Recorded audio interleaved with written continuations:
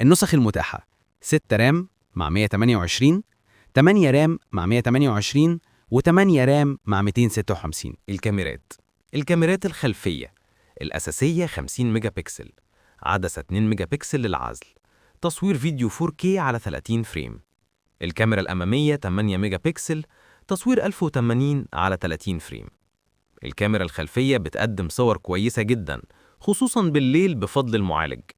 الكاميرا السيلفي أدائها ضعيف، وتصوير الفيديو محتاج تثبيت إيد كويس علشان مفيش OIS. البطارية والشحن. البطارية هنا واحدة من أقوى نقاط الموبايل، سعة 7000 ملي أمبير، شحن سريع 45 واط، شحن من 0 ل 100% في حوالي ساعة.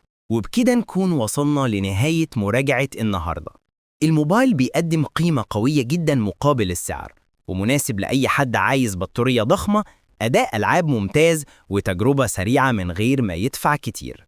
كده نكون وصلنا لنهاية الفيديو. لو عجبك المحتوى ما تنساش تعمل لايك وتشترك في القناة وتكتب رأيك في الكومنتات. استنونا في فيديو جديد من قناتكم ضربة مفك.